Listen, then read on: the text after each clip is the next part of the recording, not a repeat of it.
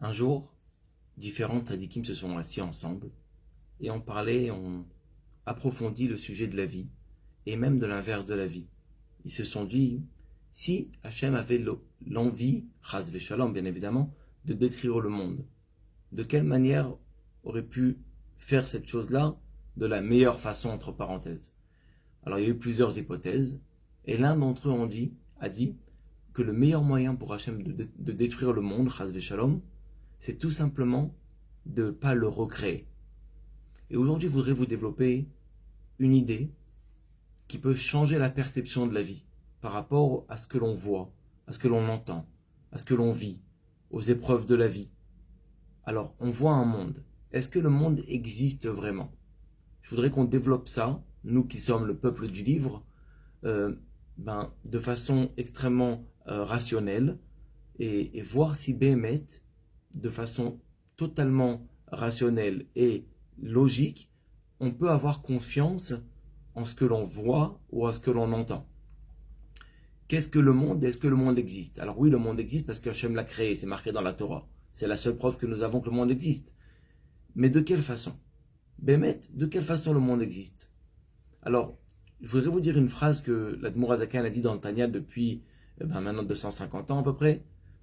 Le monde est en fait que une permutation de l'être que Hachem crée constamment.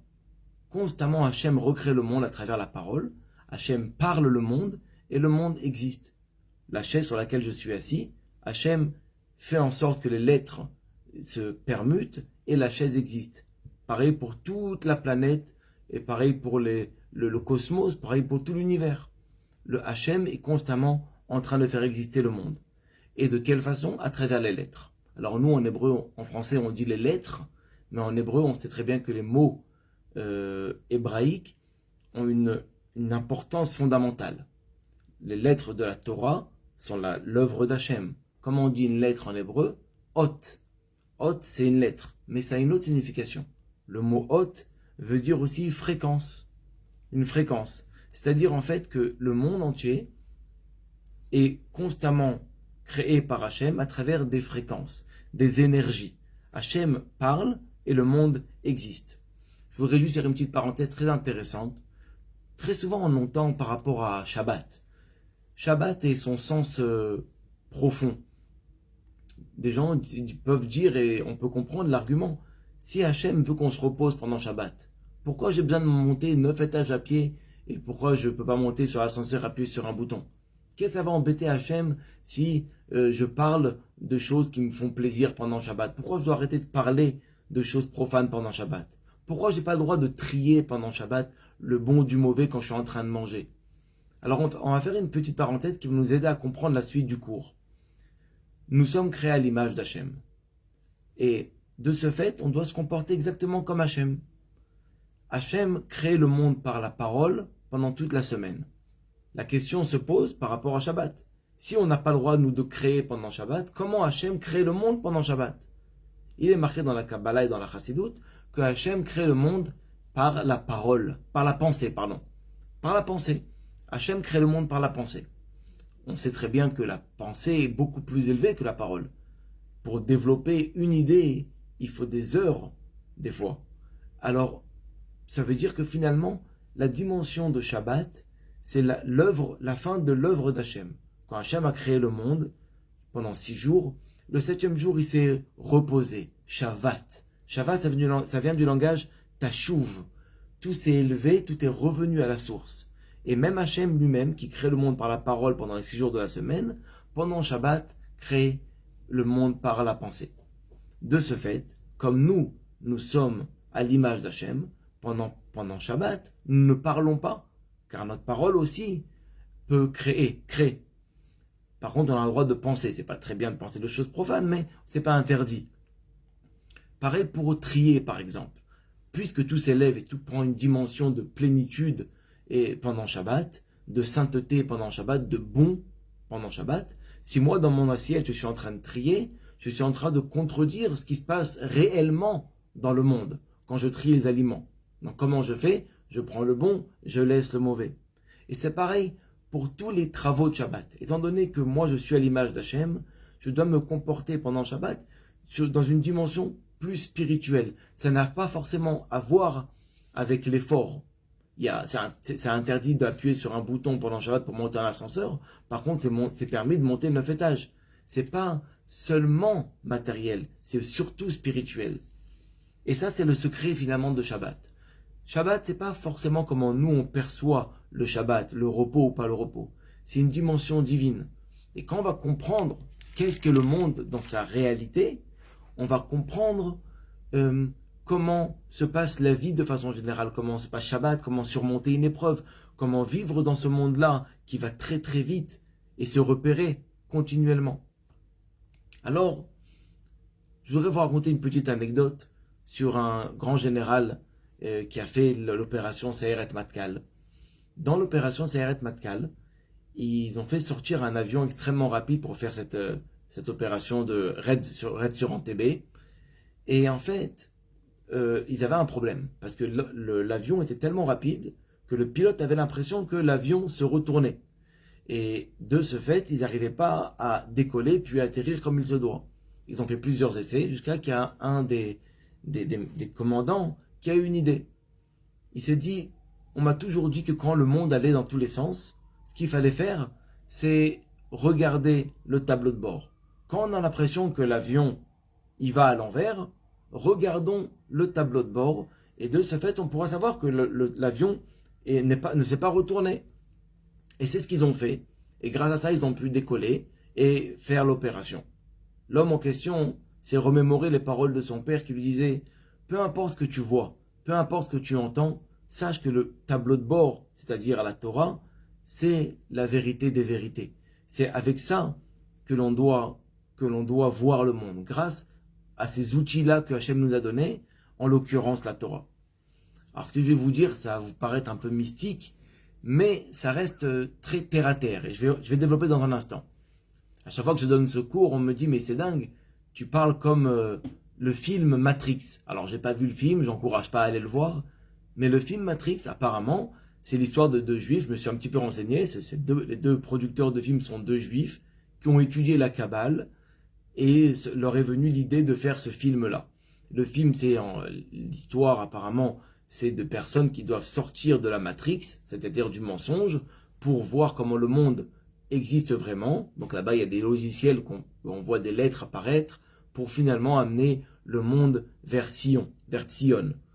Ce livre-là et ce film-là est interdit dans différents pays arabes parce que justement, il vient approfondir une idée juive de très très ancienne.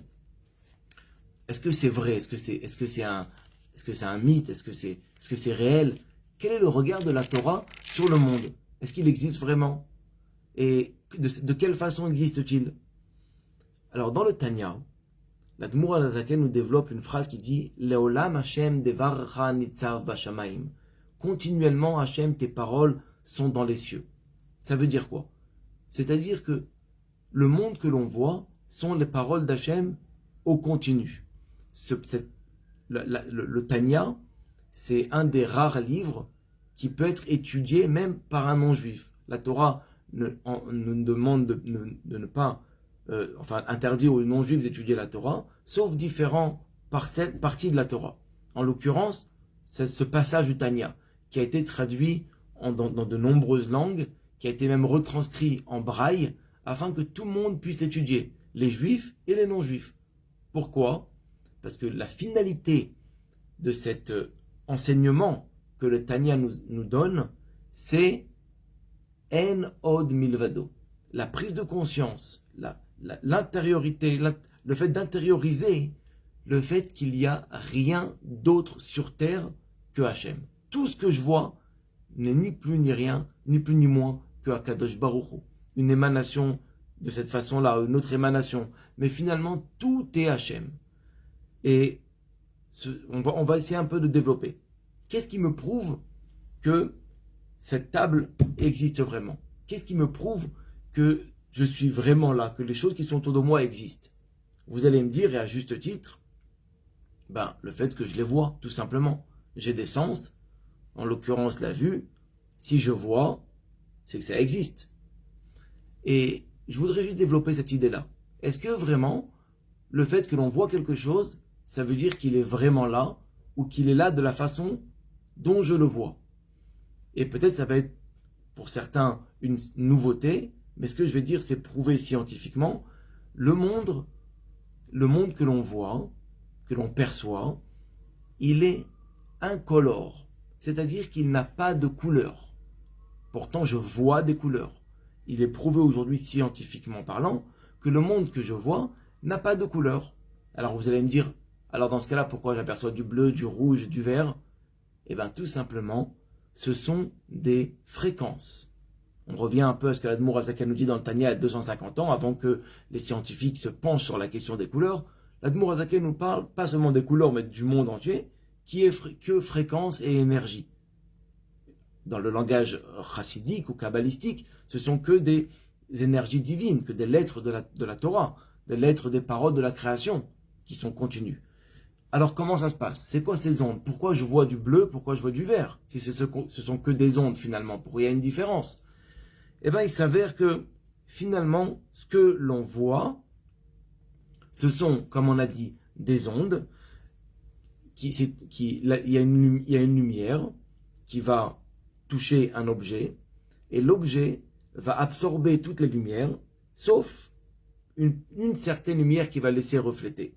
Cette lumière-là, c'est pas une lumière, c'est une onde, que la cornée de l'œil va percevoir, et va traduire en fonction de la taille de la fréquence, la couleur. Ce que mon cerveau traduit par être une couleur. Donc il y a une telle fréquence qui va être aperçue par la cornée de mon œil comme du rouge, et donc il va passer cette fréquence-là au cerveau, et le cerveau va emmagasiner ça, et va traduire ça par rouge. Pareil pour bleu, pareil pour vert, etc. Mais en vérité, ce sont des choses qui n'existent pas. Les couleurs n'existent pas. Ce sont des ondes perçues par les yeux, traduites par le cerveau, et on va traduire ça par des couleurs. Mais vraiment, ce sont que des ondes. C'est pas les seules choses qui existent et qu'on ne voit pas. Il y a par exemple les UV, les ultraviolets. C'est un rayonnement électromagnétique, mais les ondes ont une longueur un peu trop courte, ok, que la lumière visible, et donc, étant donné que les ondes sont trop courtes, eh ben, elles ne sont pas visibles à l'œil nu. Et des choses comme ça, on va en voir énormément. Des choses qui sont existantes, réellement vraies finalement, pourtant où on les perçoit d'une autre façon, où on ne les voit pas du tout. Comme les ondes radiomagnétiques, ou alors les champs magnétiques, ou les acariens, ou les atomes, les bactéries. Ce sont des choses qui existent, mais ne sont pas visibles à l'œil nu. Et si on parle de l'œil, quand je scrute quelque chose, il y a 180 degrés qui ne sont pas perçus parce que je suis concentré sur quelque chose. L'œil voit moins qu'il voit, c'est-à-dire qu'en fait, l'œil ne voit pas vraiment ce qu'il devrait voir. Il y a des choses qui existent et pourtant l'œil ne voit pas. Il y a des choses qui n'existent pas, comme les couleurs, pourtant l'œil voit. Donc si je reviens au début, et j'essaie de de façon la plus carrée, expliquer la réalité du monde, finalement, est-ce que je peux être sûr à 100% que mes yeux vont me dire la vérité? Est-ce que je peux avoir confiance à ma vue pour déterminer la réelle existence du monde ou non? Ça reste à voir. Je ne peux pas m'appuyer sur ça à 100%. Les yeux trompent, ce que l'on appelle aujourd'hui l'illusion d'optique. Je voudrais avancer encore une étape. On a parlé d'illusion d'optique. Alors on peut peut-être parler d'illusion auditive. Je rentre dans une pièce, je suis sûr d'avoir entendu le son d'un chat par exemple, et finalement, c'est qu'un son d'un chat enregistré. Est-ce que le chat est vraiment là? Est-ce que j'ai été trompé? Oui. Il y a même des sifflets aujourd'hui qui sortent un son qui n'est pas entendu par un humain adulte en tout cas, et qui va faire fuir les animaux. Généralement, les gens se servent de ça dans les parcs d'attractions pour faire fuir les animaux qui sont nuisibles. Alors ils font sonner ce petit sifflet que les gens n'entendent pas, mais que les animaux entendent. C'est-à-dire que même l'ouïe et ce que j'entends n'est pas forcément une preuve de ce qu'il y a. Je peux être trompé par l'écho. Je dis un son, j'entends un autre son. Est-ce qu'il y a une personne ou deux personnes? Donc finalement, les sens ne prouvent rien, alors que toute notre existence est basée sur les sens. Je vois une chose qui me fait peur, et je vais avoir peur. Les battements de mon cœur vont tout de suite faire le lien entre ce que j'ai vu et ce que je ressens. Mais la Torah nous dit attention, attention, ce que tu vois n'est pas réel, forcément de la façon dont tu peux le percevoir. Pareil pour ce que tu entends. Et si on va là encore plus loin, tous les sens peuvent nous tromper. Par exemple, on peut parler du toucher. Je ferme les yeux et je touche quelque chose. Je touche par exemple une sorte de peau velue.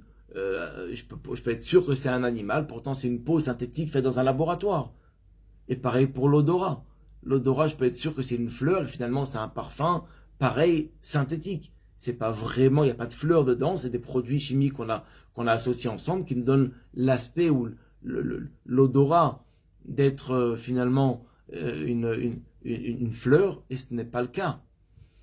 Et on peut parler pour le goût. Si je bouche mon nez et je goûte quelque chose, je vais être trompé, je n'ai pas de goût.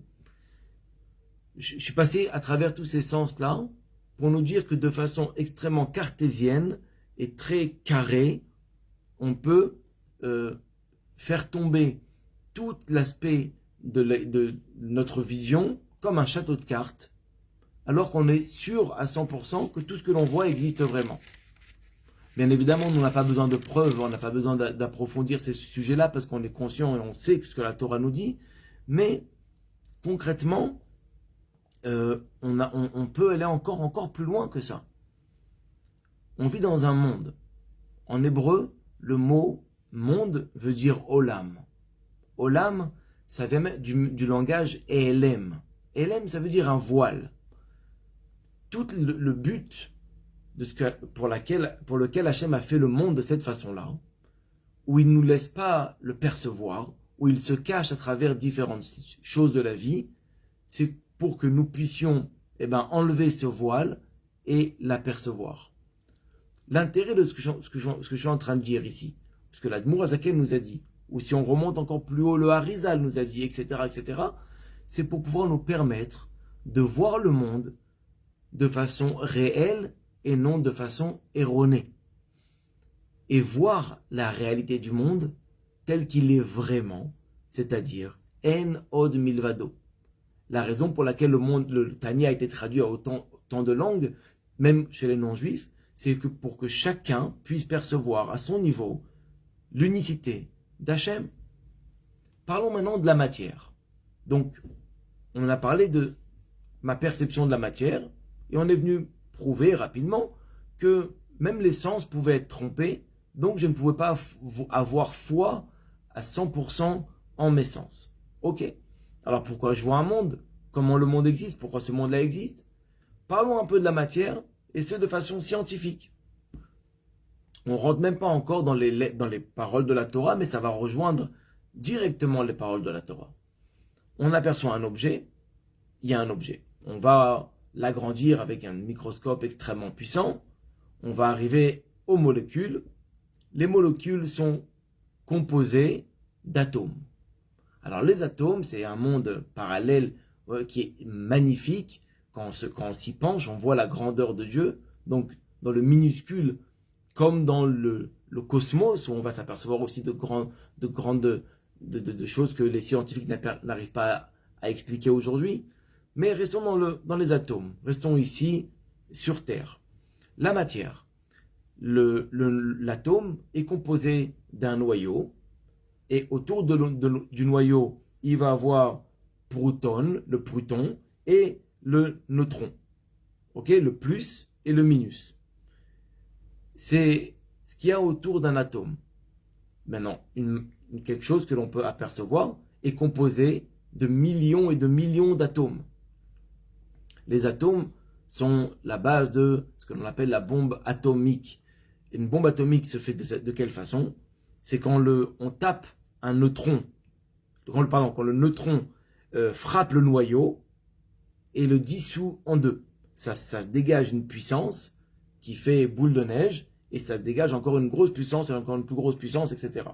Donc si on veut, il y a une force extrêmement puissante dans la matière et finalement, quand on s'aperçoit de ça et qu'on creuse et qu'on voit combien d'atomes il y a et combien de plus et de minus, on s'aperçoit d'une chose magnifique. Pourquoi je vous dis ça? Le plus et le minus, on sait très bien que quand on les met en face de l'autre, comme un aimant face à quelque chose de magnétique, ils se collent. Le plus et le minus ensemble se rassemblent. Le plus et le plus se repoussent. Le minus et le minus se repoussent. Ça veut dire que finalement, quand on regarde chaque atome avec son proton et son neutron, et que chaque matière, chaque objet est composé de millions d'atomes, on se dit, mais comment c'est possible que le plus et le plus n'explosent pas, et le minus et le minus n'explosent pas? Comment c'est possible qu'il n'y a pas des centaines et des centaines de bombes atomiques continuellement? Et là, on s'aperçoit d'une chose. La providence divine, la main d'Hachem, dans chaque chose finalement du monde, l'omniprésence d'Akadosh Baruch Hu dans chaque chose du monde. Pour vous donner un petit exemple, un exemple scientifique que donnent les scientifiques, si on peut donner une image, c'est comme si on mettait 10 000 voitures de course dans un stade de foot et qu'on demande à tous les conducteurs des voitures d'aller à la vitesse la plus grande. Il ne va pas se passer une fraction de seconde avant qu'il y ait un dommage. C'est évident. Et pourtant, le monde dans lequel on vit, c'est des voitures de course continuelles, c'est-à-dire les atomes qui s'emboîtent un avec l'autre, qui sont côte à côte un avec l'autre, et pourtant aucune explosion, et bien au contraire, le monde continue à avancer, à grandir, à fleurir, etc., etc. Ça, c'est la main d'Hachem dans la matière, telle que les scientifiques peuvent le dire. Alors, ils n'utilisent pas le mot Hachem, ils utilisent deux autres mots. Mais allons encore plus loin. Vous vous rendez compte que la Torah nous dit qu'il n'y a rien d'autre qu'Hachem. Et là, en fait, on est tous d'accord avec ça, mais quelque part, quand je dis Hachem Elokeinu, Hachem Echad, c'est-à-dire qu'il y a rien d'autre qu'Hachem, Hachem Echad, il n'y a que lui. Est-ce que j'y crois vraiment? Est-ce que je vis avec cette phrase-là qu'il n'y a rien d'autre que lui?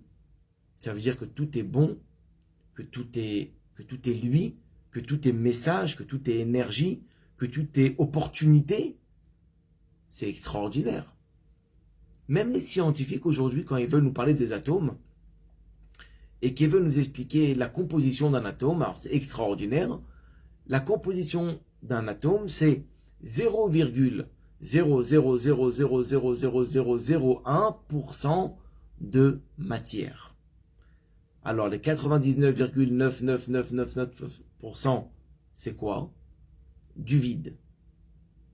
Si on prend toute la matière réelle de tout l'univers, on n'arrivera pas à une taille plus grande qu'une balle de ping-pong. C'est-à-dire qu'en fait, toute la matière telle qu'on l'aperçoit n'est pas réelle. Elle est composée de vide. Et ça, encore une fois, ce n'est pas la Torah. La Torah ne dit pas vide, la Torah dit Hachem. Eux, ils disent vide, mais réellement, bien avant qu'on se penche sur la question des atomes, encore une fois, la Torah nous avait déjà parlé de ça. Alors, finalement, Akadosh Baruch Hu, il fait fonctionner tous ces atomes, il les bouge d'une certaine façon pour que tout me paraisse stable et concret. Mais finalement, tout ça, c'est Akadosh Baruch Hu. On raconte sur l'Admour Azaken, donc qui a écrit le Tanya, et à qui c'était la Elula, donc le 24 Tevet, qu'avant de quitter ce monde, il dit à son fils, dis-moi mon fils, qu'est-ce que tu vois en haut? Il y avait une poutre en haut. Il dit, ben papa, je vois une poutre. L'Admour Azaken nous dit, ben moi, je ne vois plus la poutre. Je vois les lettres de la création d'Hachem, lettres de la Torah, le Aleph Bet, qui font exister la poutre. La poutre en hébreu se dit Keresh, le Kouf, le Resh et le Shin s'emboîtent ensemble et nous fait paraître qu'il y a ici une poutre. Mais à un certain niveau, quand on sort justement du voile, on s'aperçoit de la réelle existence du monde.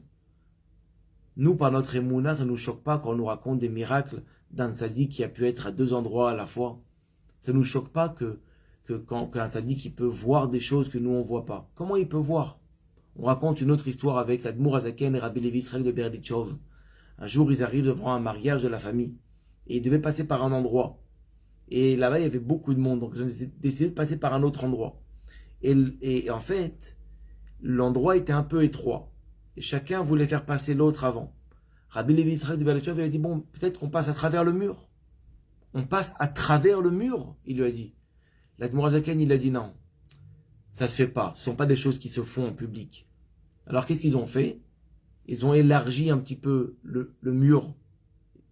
Par là. Je ne sais quelle force.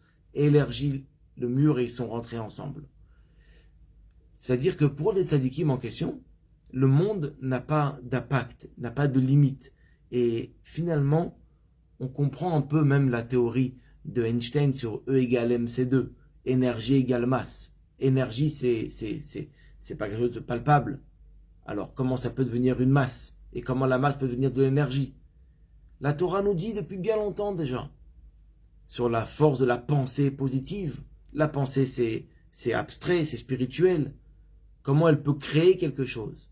La parole aussi, c'est quelque chose d'abstrait. Comment peut-elle créer quelque chose? Mais quand on comprend tout ce qu'on vient de dire ici, que Hachem, il crée le monde par la pensée ou par la parole pendant la semaine, dans ce cas-là, on se dit, alors, si moi je suis à l'image de Dieu, et que je dois respecter Shabbat, et je ne dois pas parler de choses profanes parce que je crée, ma parole est donc créative. Et à ce moment-là, je comprends la puissance de mon rôle sur terre. Qui sommes-nous sur terre? Qu'est-ce qu'Hachem est venu nous donner comme mission sur terre? Alors nous sommes finalement des corps avec une divinité à l'intérieur. C'est-à-dire qu'Akadosh Baruch Hu a mis sur terre des représentants qui ont l'air humains, mais qui sont en vérité une dévoilation, une émanation de ce qui se passe dans les mondes spirituels. Ça, c'est la force de la Neshama. La Neshama, c'est une parcelle d'Akadosh Baruch Hu. Quand un juif, il arrive à se connecter à lui-même, à se connecter à sa Neshama, il se connecte au niveau les plus hauts. Il arrive à aller au niveau, à aller au-delà de toute épreuve, de toute limite, puisqu'il est connecté avec la dimension de Yud Ke Vav Ke du nom de Dieu. Et le nom de Dieu, c'est il est, il était, il sera. Il est au-dessus du temps, dans le temps, après le temps, il est au-dessus de la limite. Il peut créer, il crée son avenir, il crée l'instant qui va venir, par la force de la pensée positive, par la perception du monde de la réelle façon, qu'il n'y a rien d'autre qu'Akadosh Baruch Hu sur terre. Et ça, ça a une influence. Okay? Ces paroles-là, l'Admour Azaken les a reçues de ses maîtres depuis le Baal Shem Tov. Et plus en haut, il y a le Harizal, il y a 500 ans. Et si on remonte encore plus haut, on va aller jusqu'à Rabbi Shimon Bar Yochai, il y a 3000 ans. Vous vous rendez compte? Ça, ce sont des choses qui ont été écrites dans la Torah depuis tellement de temps. Aujourd'hui, la science, ou la science quantique, va dire les mêmes choses avec un langage plus scientifique, mais ça revient sur la même réalité, celle de la Torah. Celle de regarder le tableau de bord, la réalité vivante que la parole crée. On sait très bien comment le rabbi et scrupuleux sur les mots. Jamais on a entendu le rabbi dire le mot Bet Rolim. En français, ça veut dire, en hébreu, ça veut dire un hôpital, la maison des malades. Bet Rolim. Le rabbi dit, pourquoi tu veux dire, t'appelles ça la maison des malades? Appelle ça la maison des guéris. Bet Refoua, la maison de la guérison. L'inverse de la vie et non pas l'autre mot. L'inverse de la santé et non pas le mot maladie. C'est-à-dire que jusqu'à quel point on doit être minutieux sur la façon dont on parle. Quand on dit à quelqu'un Gadol haone amen minamevarea, grand est celui qui répond amen, encore plus que celui qui fait la bracha. Quand on répond amen, amen c'est la même valeur numérique que malach, un ange. On crée un ange. Nos paroles créent des anges. Pareil dans le côté négatif. Un jour, les chassidim ont parlé ensemble et il y en a un qui s'est disputé avec l'autre. Il a dit, toi, je vais te déchirer comme un poisson. Le Baal Shem Tov assistait à la scène. Il était tellement choqué qu'il a demandé à ses élèves de se tenir la main, faire une ronde. Et quand ils sont arrivés à la main du Baal Shem Tov, ils ont vu ce que lui voyait. Et qu'est-ce qu'ils ont vu? Ils ont vu cet homme-là déchiqueter son ami comme un poisson. C'est-à-dire, ils ont vu la force des mots dans une dimension spirituelle. Ils ont pris peur, ils ont lâché la main, bien évidemment. Alors, si on comprend ça, alors on va s'apercevoir la force de notre pensée. On va comprendre la force de notre parole. On va comprendre que finalement, l'épreuve, c'est une facette d'Akadosh Baruch Hu maquillée, déguisée. Et nous, on doit, puisque nous, on crée. Alors, dans ce cas-là, si on s'émerveille, si nous, on s'apeure, si nous, on s'affole, si nous, on donne toutes ces énergies négatives, on crée la chose et on lui donne de la force. Par contre, si on se connecte au tableau de bord, si on se connecte à la vraie réalité du monde, la vraie perception du monde, c'est-à-dire qu'il n'y a rien d'autre qu'Akadosh Baruch Hu dans le monde, alors automatiquement on mérite de le voir. Bezrat Hashem, qu'on puisse le voir de façon immédiate et dévoilée, car c'est ça finalement la Géoula. La Géoula, c'est le voile va se lever et on va contempler le règne d'Hachem sur terre. Merci beaucoup.